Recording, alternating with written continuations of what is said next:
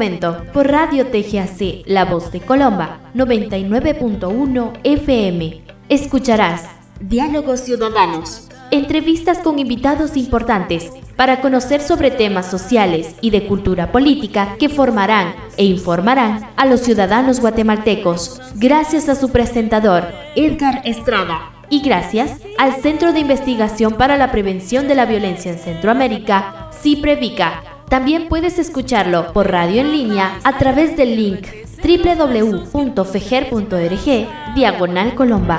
Somos viento, somos sol y sueños multicolor. Somos este norte, sur y oeste. Somos historia, lienzo y canción. Estimadas amigas y amigos, mucho gusto en saludarles. Muy buenos días para todas y para todos ustedes. Es un verdadero gusto para el equipo de trabajo del Centro de Investigación para la Prevención de la Violencia en Centroamérica, CIPREVICA, tener un nuevo programa de diálogos ciudadanos a través de Radio La Voz de Colomba. Amigas y amigos, esta mañana, en un fin de mes bastante movido a nivel nacional, con un congreso que en esta última semana ha aprobado pues algunas leyes que son controversiales, pero bueno, en realidad el país avanza. Estamos ya llegando al mes de diciembre, que sería el último mes de este año, y pues bueno, hoy tenemos una entrevista muy interesante. Tenemos la invitación nuevamente del licenciado Juan Francisco Sandoval, ex fiscal de la FESI, y actualmente pues es de los guatemaltecos que se encuentran en el exilio por la persecución política a la que han sido sometidos. Así es que, amigas y amigos, es un verdadero gusto nuevamente estar con ustedes esta mañana. Como les decíamos, pues estamos viviendo una situación bastante interesante sobre el filo del fin de mes de noviembre. El Congreso ha definido algunas jornadas extraordinarias de sesiones en las que están aprobando algunas leyes, sobre todo fundamentalmente la ley de presupuesto 2025, que pues será el presupuesto que rija a partir de enero del próximo año y que en definitiva pues básicamente aporta suficientes fondos para que el gobierno pueda básicamente realizar muchas de las obras y de los planes que el gobierno de Semilla ha propuesto, pero además también el Congreso esta semana aprobó algunas otras leyes. Sobre una de ellas también vamos a aprovechar la ocasión de la persona que hemos invitado a la entrevista esta mañana, porque tiene que ver con una modificación a la ley de crimen organizado, y hoy pues ni más ni menos tenemos a un experto en esta materia, así es que vamos a aprovechar la coyuntura para poder dialogar con él. Así es que, amigas y amigos, vamos a comenzar nuestra entrevista. Ya tenemos a nuestro invitado especial, el licenciado Juan Francisco Sandoval, a quien damos la bienvenida. Licenciado, buenos días, bienvenido, gusto saludarle. Hola, muchísimas gracias por el espacio y un saludo y buena mañana para todos los radioescuchas y a quienes nos siguen por medio de otras plataformas. Muchísimas gracias, licenciado. Efectivamente, pues hemos preparado una entrevista que se divide en 3 segmentos, aprovechando la ocasión especial de contar con su presencia, la cual también agradecemos definitivamente. Y bueno, vamos a comenzar un poco por el marco más internacional, y luego, pues, licenciado, vamos a ir hablando ya de cosas más puntuales y coyunturales. Hace más o menos un año y meses platicamos con usted en otras condiciones, se encontraba el país, y hoy va a ser muy interesante escucharle para ver qué piensa y cómo cree usted que ha evolucionado o no este país en este último año. Así es que, para comenzar, licenciado, y una pregunta que es obligatoria sin duda, pues porque sabemos que usted está en el exilio desde hace varios años y que bueno, es interesante conocer su lectura, porque además tiene mucho que ver con el regreso de Donald Trump a la presidencia de Estados Unidos, pero que además tiene mucho también que ver porque Donald Trump fue el gobierno en el que también se hizo una lucha en contra de la FESI aquí en Guatemala. Y pues ahora la pregunta, licenciado, es qué primera impresión tiene usted sobre la llegada a la presidencia nuevamente de Donald Trump a la presidencia de Estados Unidos. Bueno, estoy viviendo en un país donde es notorio el respeto a las instituciones. La verdad es que la tranquilidad con que se desarrolló la jornada electoral, que en realidad el 5 de noviembre fue el supermartes, pero que ya había iniciado por otras vías el proceso de recolección de los votos, pues me dejó muchas lecciones. Entre las lecciones está el hecho de que ellos tienen tan institucionalizado todo, de que no hubo tumultos, no, sino que el reconocimiento de la victoria por parte de la contendiente, en este caso Kamala Harris, reconoció pues que el señor Donald Trump ganó la presidencia de los Estados Unidos. Recientemente lo vimos también en Uruguay, donde vimos qué diferencia con lo que ha pasado en Guatemala en el último tiempo. Y sobre el tema de Donald Trump, yo he visto que los actores alineados al pacto de corruptos han celebrado como si les fueran a dar un cargo en los Estados Unidos, pero con respecto a lo que decía, durante el gobierno de Donald Trump, por una parte, sí, efectivamente finalizó el financiamiento de los Estados Unidos a la CICIG. Sin embargo, ese financiamiento fue otorgado en algún momento a la Fiscalía Especial contra la Impunidad. Algunos de los actores corruptos que estaban siendo objeto de investigación por la Fiscalía fueron sancionados en ese momento, por decirle tres nombres: Blanca Stalin, Alejandro Sinibaldi y Gustavo Alejo. Fueron sancionados por el Departamento de Estado cuando Donald Trump gobernaba los Estados Unidos, y por ejemplo, hechos que se relacionan directamente con mi situación. El asilo político al exfiscal Tel Maldana precisamente le fue otorgado durante esa administración de gobierno, porque este es un país de instituciones. Sin embargo, los mismos actores que fueron sancionados durante esa administración de gobierno son los actores que pareciera de que hoy están, no sé qué están celebrando, porque finalmente Estados Unidos es un país donde a su manera la democracia sigue siendo un sistema que ha garantizado no solo el cambio de los gobiernos, sino que se sostengan con solidez cada uno de los órganos que conforman el gobierno de este país. Así que esa es mi primera impresión con respecto al resultado de las elecciones. Muchísimas gracias, licenciado. Y en esa misma línea, licenciado Juan Francisco, una pregunta que puede ser también interesante desde tu perspectiva es: ¿qué repercusiones puede tener directamente en temas económicos y políticos? Ya hemos visto, por ejemplo, las reacciones que ha tomado el presidente electo, Donald Trump, por ejemplo, en torno a México y a Canadá, en el tema de subir aranceles, etcétera. ¿Qué cree usted que puede pasar con la economía? Somos de los países que más exporta hacia Estados Unidos, y pues bueno, ¿cuál será la relación que él quiera o pueda tener con nosotros? Además, licenciado, con el tema de la migración, para cerrar ya el capítulo internacional. Bueno, una cosa es la retórica que se utiliza en el momento en que se está en campaña política y previo a acceder al cargo, y otro lo que ocurre cuando los gobiernos se asientan.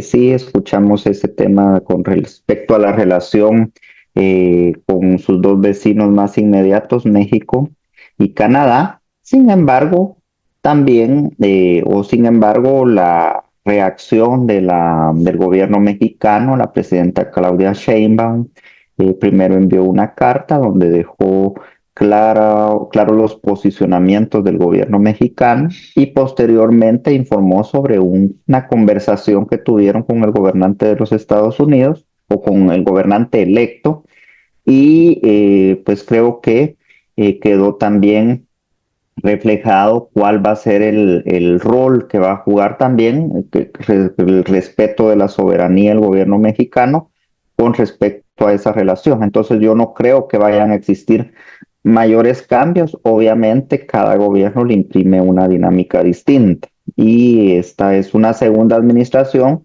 de este gobierno donde, pues por lo menos ya de la primera ya sabemos qué fue lo que ocurrió y cuál fue la dinámica de la relación con Guatemala, que creo que es lo que más nos interesa.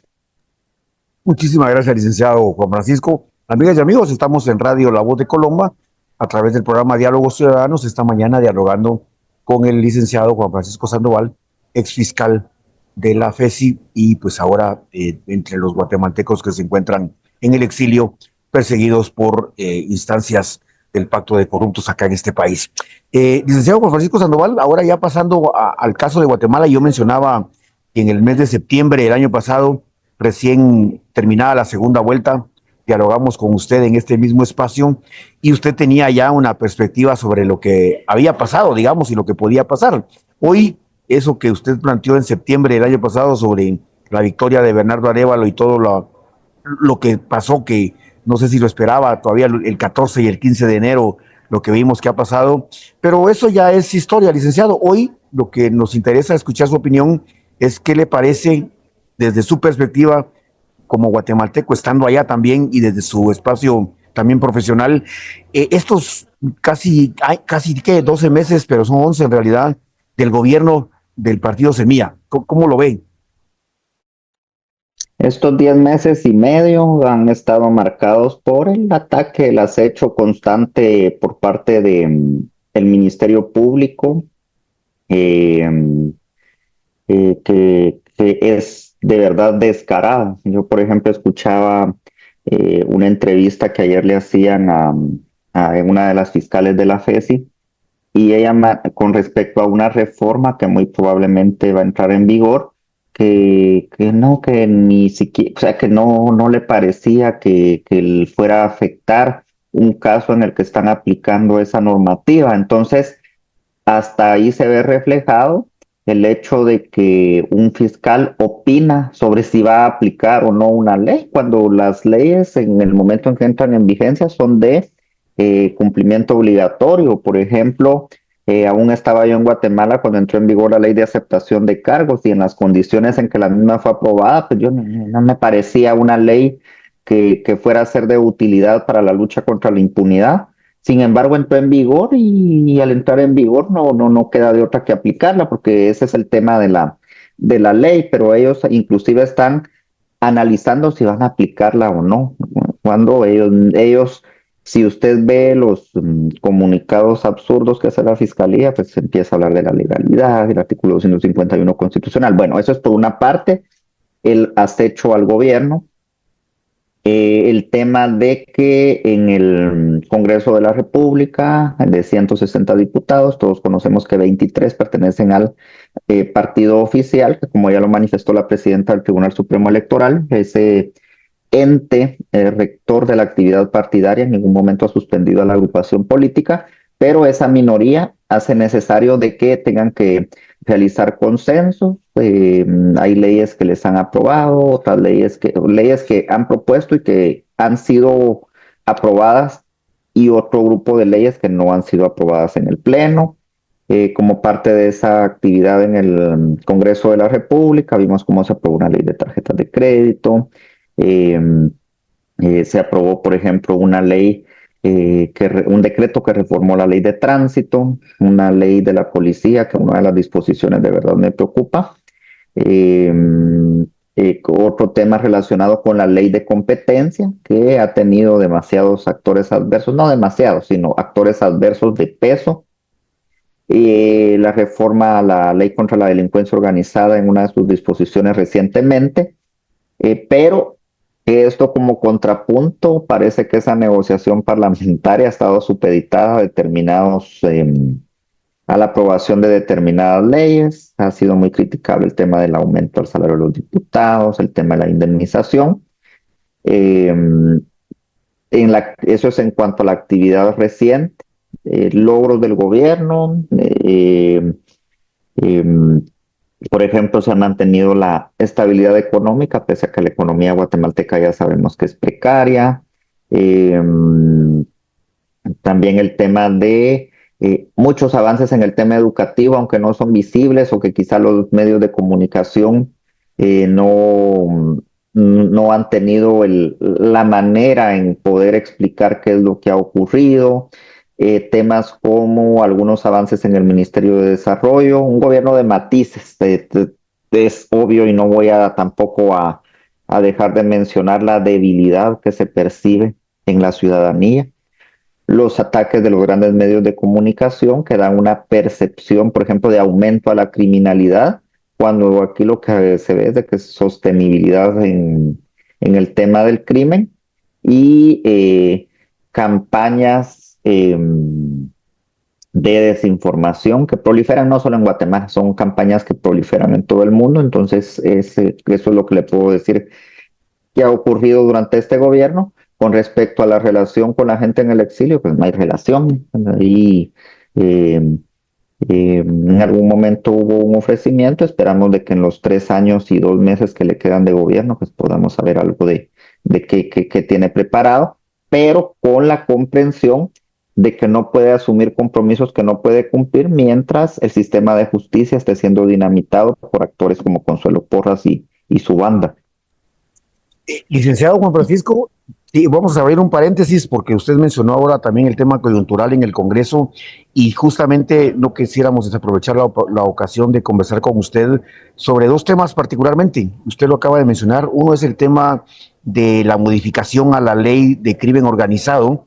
Qué mejor que usted para darnos su opinión sobre lo que se ha dicho, pero sobre todo sobre el contenido de esta modificación a este artículo, que si posibilita o no, que si hay fraude de ley, que si se puede aplicar irretroactividad de la ley. Usted, por favor, nos puede comentar una, y la otra, que es también con el tema de la modificación a la ley de la Policía Nacional Civil.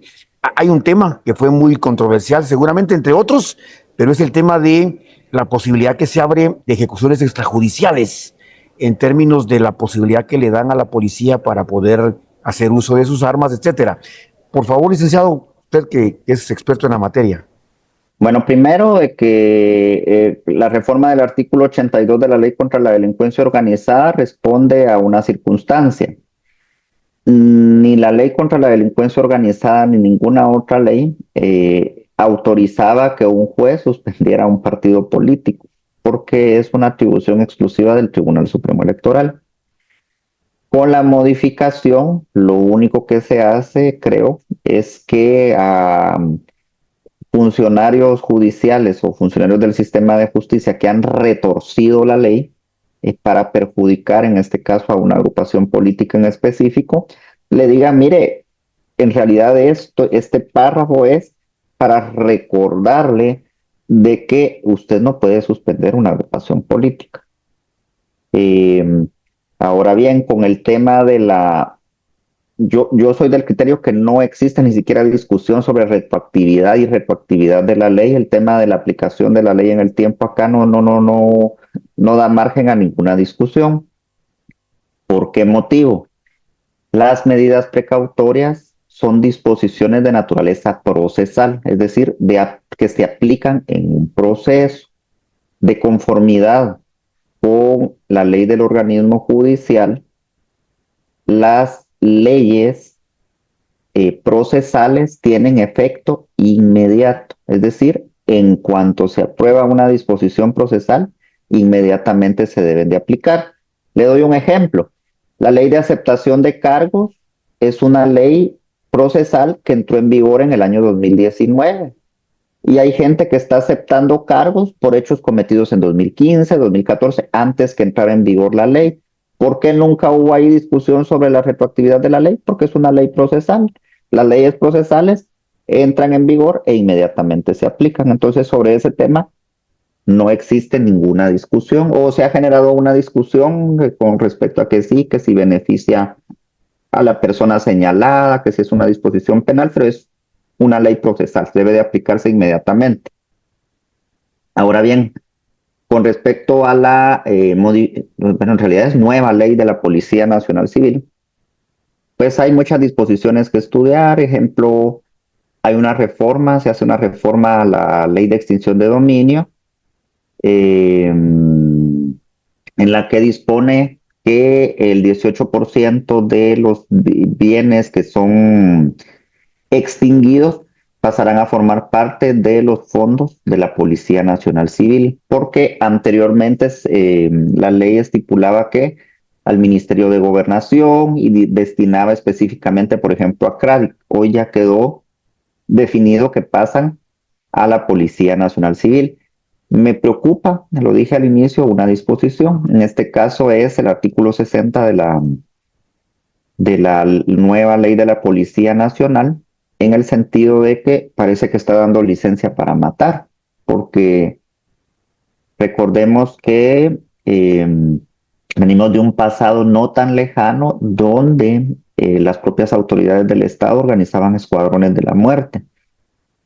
Entonces ahí como que se está dando la posibilidad o el margen de que pueda abusarse del uso de las armas que utilizan los elementos de la Policía Nacional.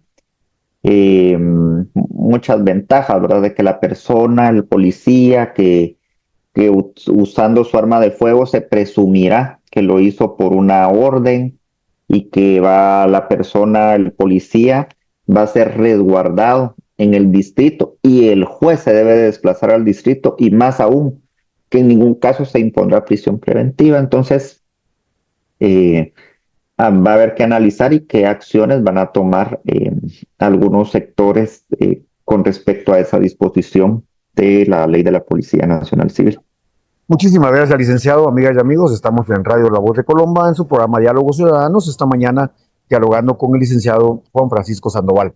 Licenciado, ya entrando más en la materia específica de su expertise y su experiencia, ¿cómo ha visto usted y qué piensa que va a pasar en la relación? A mí me llama mucho la atención porque la relación entre el presidente Bernardo Arévalo y la fiscal está tensa, es muy obvia, pero no entiendo, licenciado, explíquenos usted, por favor, cómo es posible que una instancia que sí pertenece, no es autónoma, ciertamente sus funciones son de investigación penal, etcétera, pero bueno, también sabemos que hubo una modificación a la ley. Ahora mismo se habla también, por ejemplo, de este artículo que usted mencionaba de la ley de la policía, que con otro ministro de Gobernación y con otras autoridades de la Policía Nacional Civil, dentro de 4 o 5 años podríamos estar lamentando la aprobación de un artículo como ese, y hacen referencia al tema también de la licenciada Telma Aldana y la modificación a la ley. Pero, licenciado, ¿cómo analiza usted esta relación tan tensa, tóxica, dirían ahora las juventudes, en la relación entre el presidente del país, independientemente de quién sea, y la fiscal, independientemente también de quién sea, pero que en este caso es Bernardo Arévalo y Consuelo Porras? Bueno, lo que yo puedo advertir ahí es que existe un completo abuso de parte de la fiscal general, porque pareciera de que ella está compitiendo por quién es el presidente de la República. Lo vimos recientemente con esa citación que ella hizo, armó un show y parecía que burlándose estaba. Lo hemos visto constantemente en sus comunicados como un ministerio, yo no me imagino a ningún ministerio del público del mundo haciendo críticas a la gestión gubernamental, que el aumento de la tasa de delincuencia, que los problemas de las carreteras, jamás en ningún país del mundo.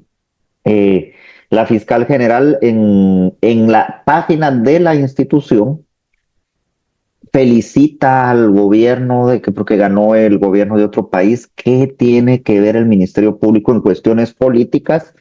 Lo vemos, por ejemplo, en la cuenta que utiliza, porque él mismo lo indicó el jefe de la FESI, donde todos los días, imagínense qué fiscal objetivo va a estar amenazando por sus redes sociales con acciones en contra de gente que supuestamente está investigando.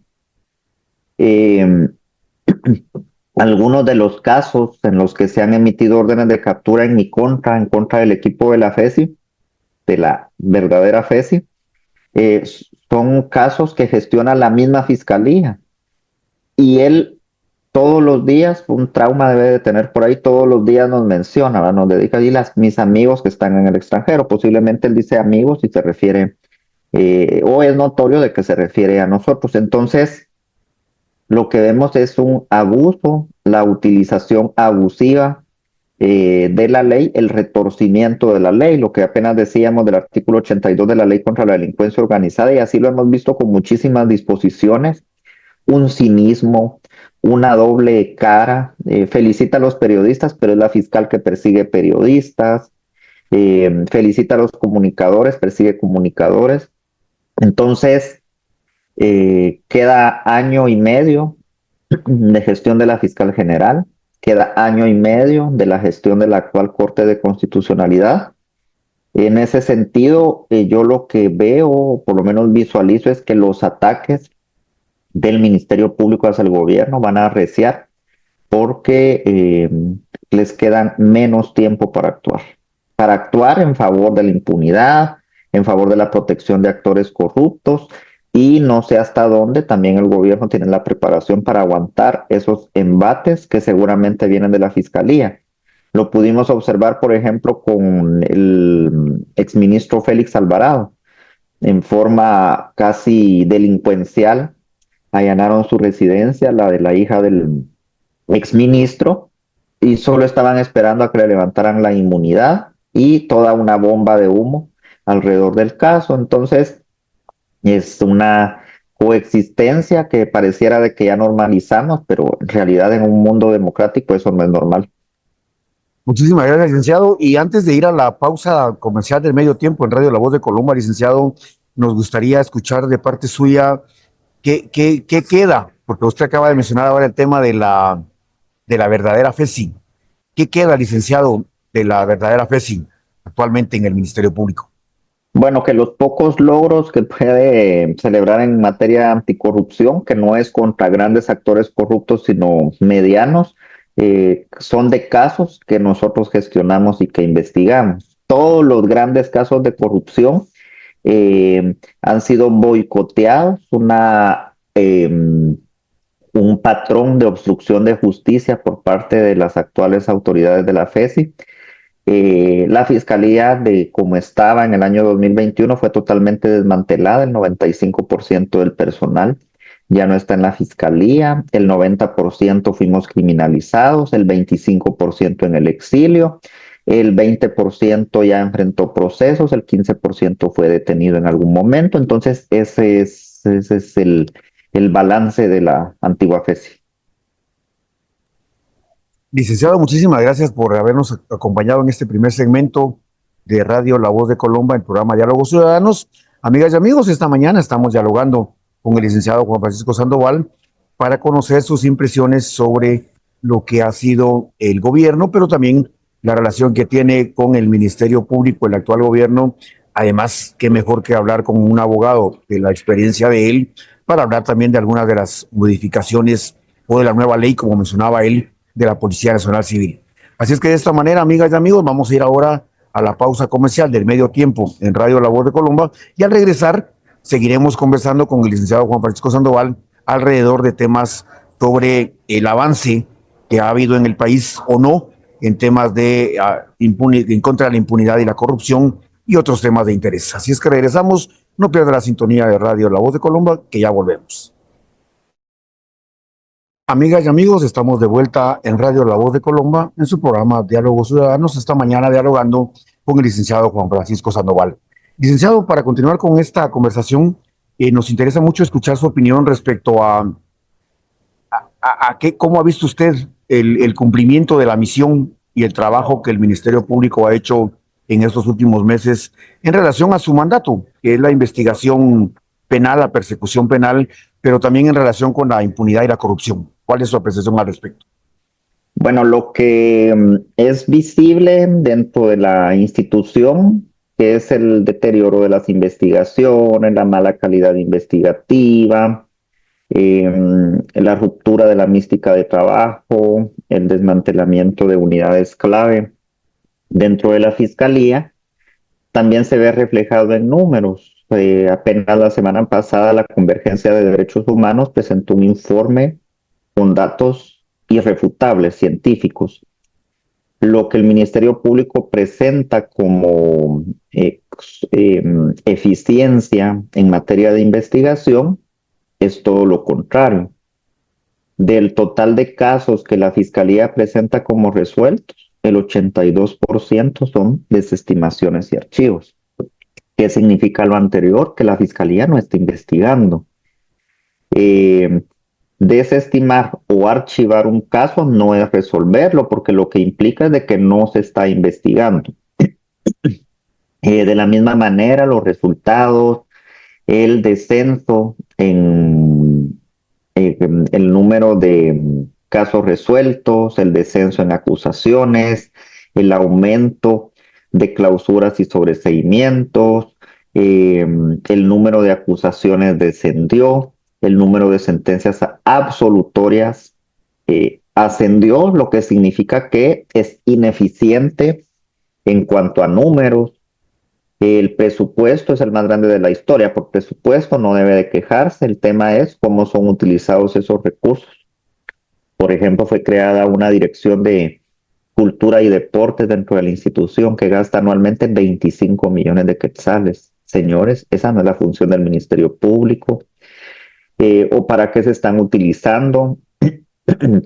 Imagínense la labor de Consuelo Porras, tratar de ubicar una partida presupuestaria para pagar abogados o un equipo que haga lobby en contra de fiscales que estamos exfiscales que estamos asilados en Estados Unidos. Entonces dice mucho de cuál es el objetivo del trabajo de Consuelo Porras dentro del Ministerio Público: destruir, desmantelar, utilizar la institución como un instrumento para perseguir fines que protejan a determinados actores políticos. Entonces, reprobada totalmente. Muchas gracias, licenciado. Licenciado, también en relación con el Ministerio Público, pero sobre todo con la institucionalidad del país, la elección a la nueva Corte Suprema de Justicia, usted mencionaba hace un momento el tema de que va a haber elección de nueva fiscal en año y medio, y también en el caso de la Corte de Constitucionalidad, pero ¿cómo podemos entender, licenciado, desde su perspectiva, la elección de la nueva Corte? ¿Se avanzó en algo en el tema de elección, en el tema de los magistrados? ¿Se avanzó en algo a favor de la verdad y la justicia en este país? ¿O qué piensa usted en relación también con el pacto de corruptos y en esta relación? Mire, se avanzó en el tema de que despertó el interés de diversos sectores de la sociedad. Hubo medios de comunicación que dieron cobertura completa, de medios de comunicación independientes que abrieron muchos espacios para conocer, discutir con respecto al proceso, la observación internacional. La OEA instaló una misión, hubo también un grupo de expertos independientes, de organizaciones de derechos humanos, internacionales de derechos humanos, que presentó un informe muy bueno con respecto al proceso. Pero no avanzamos en el sentido de que se seleccionaron magistrados. Yo hacía un recuento de que, de mis cálculos, el 68% de los nominados, los que aparecieron en la nómina final y finalmente fueron seleccionados para la Corte Suprema de Justicia, tenían algún compromiso previo de conformidad con las investigaciones de los casos de comisiones paralelas, tanto del 2014 como del 2020. Más de la tercera parte de los seleccionados en las salas de la Corte de Apelaciones corren la misma suerte, con el agregado de que los que tenían visiblemente más compromisos con sectores proclives a la corrupción fueron los que coparon las salas penales. Significa eso de que reprobamos la tarea también en el tema de selección de cortes. ¿Y por qué razón? Porque partimos de un modelo caduco, no es tan vetusto, pero es de verdad que lo que ha hecho es que fíjese, tiene relación, ha disminuido la calidad educativa en las facultades de Derecho ante la proliferación de facultades con el único propósito de que son creadas con el propósito de participar al proceso de selección de cortes. En ese sentido, mal. Yo lo que vi fue mal el proceso, amenazas de la Fiscalía de criminalizar. Vimos como la propia FESI pidiendo información a algunos de los comisionados que trataron de que el proceso se desarrollara de la forma más técnica, profesional y acorde con los estándares internacionales posibles.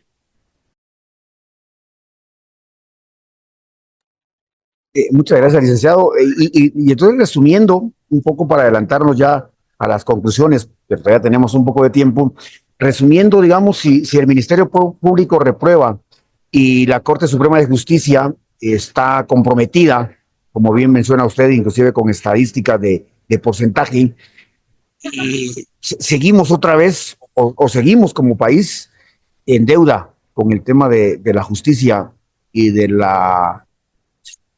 en contra de la impunidad y la corrupción, ¿verdad?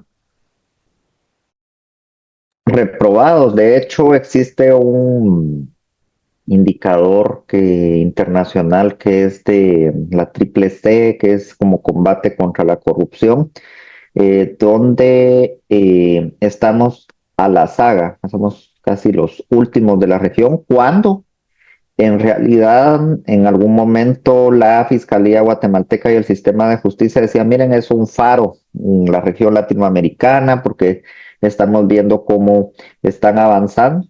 Es algo histórico que ese esfuerzo fue insostenible porque no se realizaron las reformas necesarias, no se aprovechó la visibilidad que dieron las investigaciones a fisuras dentro del Estado y el repliegue sobre todo de la élite y de políticos quienes se vieron involucrados dentro de las investigaciones, pues se replegaron, se organizaron, pero se organizaron para obtener impunidad y es lo que tenemos hoy día. Licenciado, ahora que lo escucho y me ponía en el lugar de muchas personas que seguramente nos están escuchando en este momento a través de Radio La Voz de Colomba, ¿qué efectos tiene para la sociedad? ¿Qué impacto tiene para las personas que habitamos este territorio esta manera de actuar de las instituciones públicas en relación con la seguridad y la justicia? Bueno, la justicia como valor es un derecho que tenemos todos los seres humanos. El tema es que a veces percibimos, por no ser tangibles, que los temas de justicia están muy alejados a la vida cotidiana. La gente, por ejemplo, dice, mire, pero de eso no voy a comer. Sin embargo, la no resolución de casos aumenta los temas de inseguridad. ¿Por qué razón? Porque la ineficiencia de las instituciones del sistema de justicia repercuten directamente en que las personas que se dedican a la actividad delincuencial tengan la tranquilidad de que no van a ser perseguidos, no van a ser sancionados, si lo vemos desde la perspectiva penal. Pero afecta a todos los ámbitos, afecta inclusive el tema de seguridad. En Guatemala, por ejemplo, existen muchos conflictos que se relacionan con la tierra, herencias, y también tienen que pasar por el sistema de justicia, y un sistema de justicia corrompido no va a dar a cada quien lo que corresponde, sino que va a estar sujeto a otro tipo de intereses, la aceptación de prebendas, por ejemplo, que afecta también la actividad familiar, es donde se resuelven los conflictos de esa naturaleza. Entonces, lo que debemos ver o lo que se debe de visualizar es que el tema de justicia compete a todos los ámbitos de la sociedad. Si lo vemos, por ejemplo, en el tema de los casos de corrupción, pues no existe confianza ciudadana, por ejemplo, en que los recursos públicos van a llegar al destino por una tradición que existe de favorecer a los actores corruptos, el tema de la inversión pública, inclusive repercute en temas como la migración, y es un tema que en realidad debiera de estar en primer lugar de las preocupaciones de la sociedad guatemalteca, porque aunque pareciera distante, es un tema que tenemos cercano. Muchas gracias, licenciado, por esta observación, porque realmente el programa se llama Diálogos Ciudadanos y promovemos mucho tanto la conciencia ciudadana como la participación ciudadana. Y en esta materia, hace también un tiempo hablábamos sobre el tema de la elección de cortes y cómo la sociedad se podía involucrar, lo que usted ha mencionado también, que hubo mayor involucramiento. Y pues bueno, yo creo que la ciudadanía, tal vez a lo mejor podemos tener la esperanza de que la ciudadanía se está desarrollando como conciencia ciudadana y participación ciudadana, pero claro, a la par deberían ir las instituciones públicas que van o no van, que avanzan o no avanzan y que pues pertenecen o no a la institucionalidad del Estado o al pacto de corruptos. Licenciado, usted mencionaba un poco el tema de algún ofrecimiento, pero más allá del ofrecimiento concreto, vemos que hay más de, yo creo que son más de 80 guatemaltecas y guatemaltecos que están en el exilio. Con usted platicamos hace un año y medio sobre su situación. Hemos sabido que más personas, en lugar de que ustedes regresen o de que se detenga el exilio, están habiendo necesidad de que más personas. Yo decía, por ejemplo, en el caso del exministro que usted mencionaba, Félix Alvarado, yo decía, bueno, ¿qué está haciendo aquí? ¿Por qué todavía estuvo ahí el domingo si ya se sabía que iban a ir tras de él? Y así en otros casos. Licenciado, ¿cuál es su situación en el tema ahora actualmente del exilio? Las posibilidades de que ustedes vuelvan. ¿Cómo ve eso, licenciado? Bueno, creo que somos más de 150 fuera, porque solo el sistema de justicia somos más de 60 personas, pero también hay periodistas, activistas, defensores de derechos humanos, estudiantes universitarios, personas vinculadas al partido político Semilla, quienes debieron de salir del país o debimos salir del país. La situación para el retorno creo que es distinta para cada uno de acuerdo a cómo esté la situación jurídica. Retorno inmediato creo que es muy complicado, sobre todo porque no se garantizan en Guatemala las condiciones ni siquiera para la gobernabilidad, debido al acecho constante de la mafia enquistada en el sistema de justicia. Entonces creo que es una posibilidad que en este momento está diferida. Eh, Depende de muchas soluciones. En cuanto al grupo, de acuerdo a sus necesidades, ha planteado demandas en contra del Estado de Guatemala en el sistema interamericano. Otros han utilizado el sistema de Naciones Unidas, y otro tipo de instancias en las que legítimos reclamos se están realizando, no solo en contra del Estado, sino en contra de los actores directamente responsables de la criminalización que motivó nuestra salida de los países. Entonces, la expectativa en algún momento era de que las condiciones del país cambiaran, pero yo creo que voy a hacer acopio un poco de lo que decía Ligia Hernández en el comunicado que emitió en el momento de su salida, que en realidad sustancialmente las condiciones no han cambiado. Licenciado, y en esta misma tónica podemos hablar ¿usted cree que el exilio es reversible? Porque ahora yo recordaba, y usted mencionaba hace un momento el pasado no lejano de este país, en el marco del conflicto armado interno también hubo muchísimas fugas de liderazgos, etcétera, y muchos pues ya no volvieron. No quiero suponer que se esté pensando que quien sale al exilio ya no puede volver. ¿Qué piensa usted? Bueno, depende de las condiciones. En otras épocas las condiciones políticas del país permitían el retorno. El tema es que ahora se utiliza el sistema de justicia para garantizar el no retorno.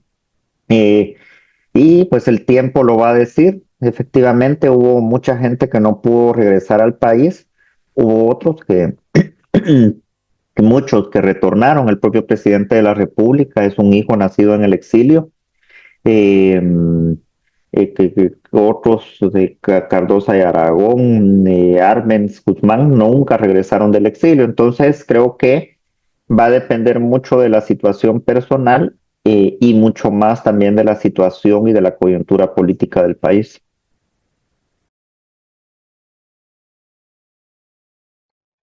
Edgar, creo que el audio no estaba encendido. Ahí está. Perdón, ahora sí, perdón. Les decía, licenciado, que el asunto es en relación a ir cerrando ya el programa y a manera de conclusión, hacerle 3 preguntas para poder cerrar y escuchar su opinión. La primera, licenciado, tiene que ver con qué pasará en el Ministerio Público. Tenemos que esperar año y medio para que hayan algunos cambios, o qué cree usted que va a pasar. La segunda es la relación entre el gobierno central y la fiscal general. ¿Qué cree usted que deba seguir pasando? Y la tercera es, ¿qué cree usted que va a pasar con el gobierno en el próximo año? Bueno, con relación a fiscal general, yo creo que ella se va a sostener en el puesto, un ofrecimiento. Yo creo que uno de los motivos por los que ganó el partido del presidente Bernardo Arévalo fue por el ofrecimiento de destitución de la fiscal general, pero eh, estamos esperando apenas una citación que fue anunciada en conferencia de prensa o en cadena nacional. Entonces yo lo que veo es que ella va a finalizar su mandato. Lo que dudo es que el presidente vaya a sobrevivir, pero vamos a ver qué pasa en ese año y medio que resta de Consuelo Porras como fiscal general. Y le voy a decir algo. Yo pienso que lo mejor que le pudo haber pasado al pueblo de Guatemala es que ganara Bernardo Arévalo como presidente. Y eso sí lo sostengo, lo reitero. Y obviamente eso me da derecho también como que a quejarme de cosas que no han ocurrido. Eh, pero que le vaya bien al gobierno de Bernardo, creo que le iría bien a todo el pueblo de Guatemala.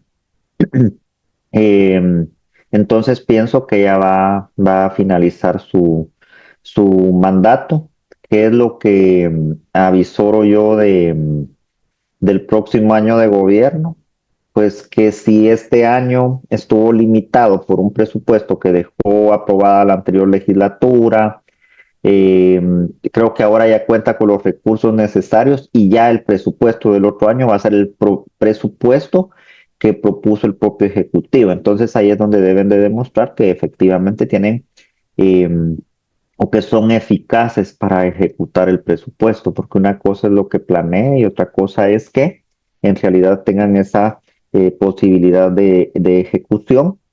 Y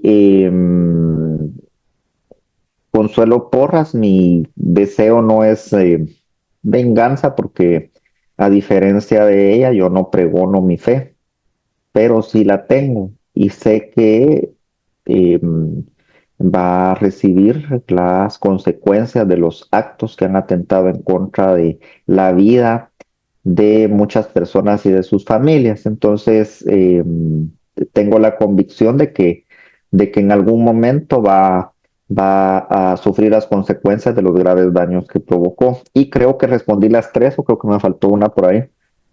No, licenciado, muchas gracias, muy amable. Y solo para ahondar en una de las tres, que tiene que ver con el tema del presupuesto que usted habla del gobierno, una de las principales ineficiencias o críticas que se le ha hecho a este gobierno es la falta de ejecución. Y ahora usted hablaba de un presupuesto que se habla que es el más grande de la historia. Eso es normal, o sea, no es para alarmarse. Sí. El más grande de la historia va a ser cada año, Cada año. en función de la dinámica del Estado, ¿no? Sí. Pero digamos que en la ejecución, ¿usted cree que este gobierno es capaz de ejecutar los fondos? Pues no sé si este o ningún gobierno de Guatemala o todos, porque si vemos los índices de ejecución presupuestaria, creo que a falta de 3 meses iban alrededor del 70%, lo que ha sido normal en todos los gobiernos.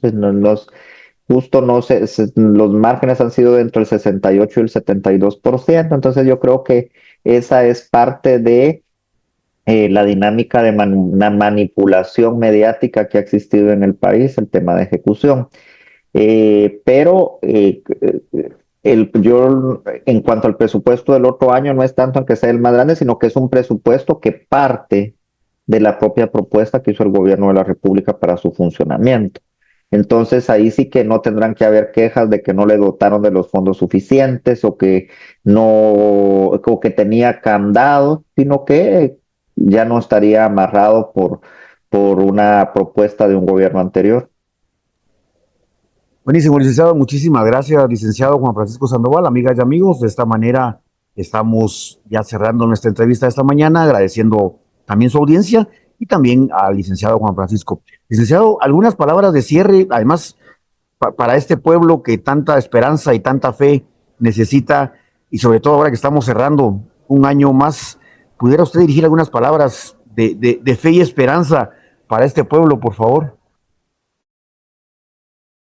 Bueno, yo creo que el pueblo guatemalteco, que se ha caracterizado por una actitud de resistencia por siglos,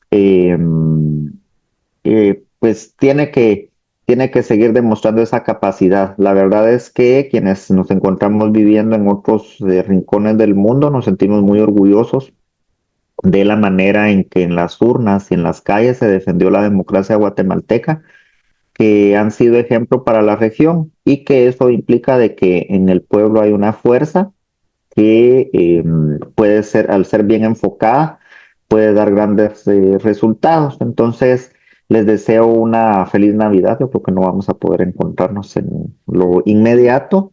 Hoy aquí en los Estados Unidos también se celebra un día importante que no es parte de la tradición guatemalteca, pero que también es para dar gracias al Creador por lo que se ha producido en el año. Y pues un fuerte abrazo, un saludo a toda la querida gente de Guatemala, a la gente de Colomba, Costa Cuca. Entiendo yo que está ubicada la Radio Colomba, a Ciprevica por la invitación. Y entiendo de que este espacio también pasa por algunas emisoras que se encadenan a la Federación Guatemalteca de Escuelas Radiofónicas. Entonces, un saludo y un abrazo a todos. Y a Ciprevica, pues felicidades por los 10 años, creo que es los que tienen de funcionamiento. Así que muchísimas gracias. Licenciado Juan Francisco, muchísimas gracias, como siempre, por seguir en la lucha, en la resistencia desde el espacio donde usted se encuentra. Y entonces, de esta manera, estamos terminando con nuestra entrevista y nuestro programa el día de hoy, agradeciendo sus palabras, agradeciendo su intervención y pues dejando las puertas abiertas, como ya sabe usted, para una próxima ocasión. Así es que, amigas y amigos, de esta manera estamos terminando nuestro programa de este jueves 28 de noviembre del año 2024, invitándoles a que no pierdan la sintonía de Radio La Voz de Colomba, que además aprovechen a escuchar nuevamente este programa a través de YouTube de Ciprevica, que en un momento va a estar ya en esta otra plataforma, y pues invitarles a que mantengan la sintonía de Radio La Voz de Colomba y el próximo jueves su programa Diálogos Ciudadanos. Que tengan muy buen día, hasta la próxima semana. Que estén bien.